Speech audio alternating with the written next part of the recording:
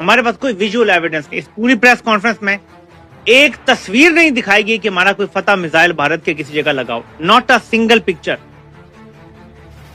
میرا یہ سوال ہے کہ ہم نے بابر جیسے ایڈوانس کروز میزائل کیوں استعمال نہیں کیے؟ جو ٹماہاک کروز میزائل جو امریکن تھا اس کا ایڈوانس ورژن ہے. ہم نے بقول نواز شریف اس کو کاپی کیا تھا.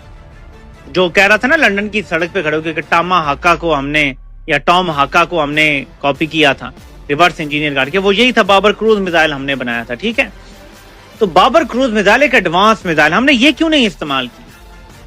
کوئی ویژول ہمارے پاس کنفرم. میں obviously کوئی ایکسپرٹ تو نہیں ہونا جنگ میں، لیکن کوئی ایسا ہتھیار ہونا چاہیے تھا جو ہم استعمال کرتے جو ہمیں ویژول کنفرمیشن تو دیتا کہ ہم نے بھارت کی کون سی جگہ ٹارگٹ کی ہے. اب ہمارے پاس کوئی ثبوت نہیں ہے کہ ہم نے بھارت کی کتنی جگہیں تباہ کی.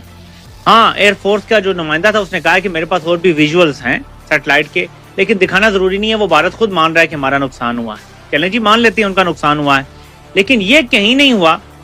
میں نے بلکہ پاکستان کی ایک ایئر بیس کا جو رن وے ہے وہ سیٹلائٹ امیج میں تباہ ہوا دیکھا ہے. میں نے آپ کو کل اس کا گڑا بھی دکھایا تھا، تو وہ پتہ چلتا ہے. تو پاکستان کی طرف جو ہے وہ تو سیٹلائٹ سے چیزیں آ گئی، لیکن کیا پاکستان ہی کو نہیں چاہیے؟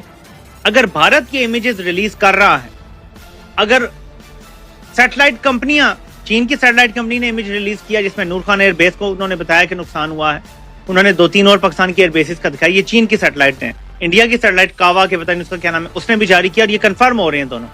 پاکستان نے کیوں نہیں ابھی تک کسی سیٹلائٹ سے جاری کروایا؟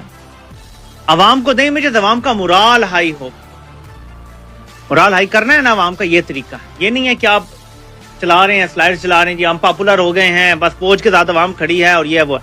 عوام جب بھی جنگ ہوتی ہے تو فوج کے ساتھ کھڑی ہوتی ہے، لیکن عوام سیاسی فوج کے ساتھ نہیں کھڑی.